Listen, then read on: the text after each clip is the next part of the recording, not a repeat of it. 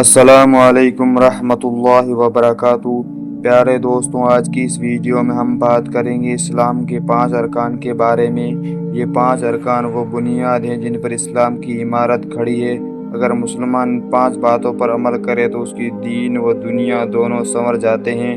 آئیے باری باری سمجھتے ہیں۔ پہلا رکن شہادت۔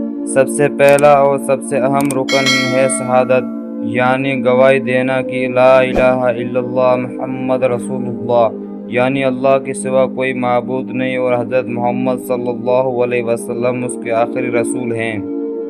یہ ایمان کی بنیاد ہے۔ جو شخص دل سے اس پر یقین کرے اور زبان سے اقرار کرے وہ مسلمان کہلاتا ہے۔ دوسرا رکن نماز۔ نماز اسلام کا سب سے بڑا ستون ہے۔ ہر مسلمان پر دن میں 5 وقت کی نماز فرض ہے: فجر، ظہر، عصر، مغرب اور عشاء۔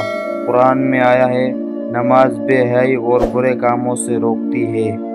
نماز سے انسان کا دل صاف ہوتا ہے، گناہ معاف ہوتے ہیں اور اللہ سے تعلق مضبوط ہوتا ہے۔ تیسرا رکن زکوٰۃ۔ زکوٰۃ دینا بھی اسلام کے اہم رکن میں شامل ہے۔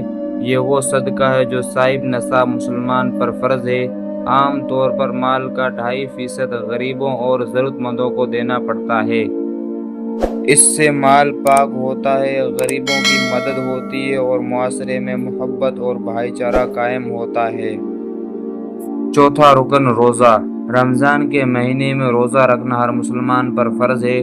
صبح صادق سے لے کر غروب آفتاب تک کھانے پینے اور برے کاموں سے بچنا روزہ کہلاتا ہے۔ روزہ انسان کو صبر، برداشت اور تقوی سکھاتا ہے۔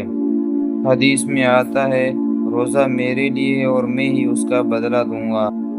پانچواں رکن حج۔ حج اسلام کا آخری اور عظیم رکن ہے۔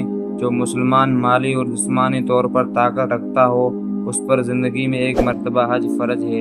حج ہمیں مساوات اور بھائی چارے کا سبق دیتا ہے۔ وہاں سب ایک ہی لباس پہنتے ہیں، امیر غریب سب برابر ہو جاتے ہیں۔ دوستوں، یہ ہے اسلام کے 5 ارکان۔ نمبر 1 شہادت، نمبر 2 نماز، نمبر 3 روزہ، نمبر 4 زکوٰۃ، نمبر 5 حج۔ اگر ہم ان پر مضبوطی سے عمل کریں تو ہماری زندگی بہترین ہوگی اور آخرت میں کامیابی یقینی ہوگی۔ اگر آپ کو یہ ویڈیو پسند آئی تو اسے لائک شیئر کریں اور مزید اسلامی معلوماتی ویڈیوز کے لیے ہمارے چینل کو سبسکرائب کرنا نہ بھولیں۔ جزاک اللہ خیر۔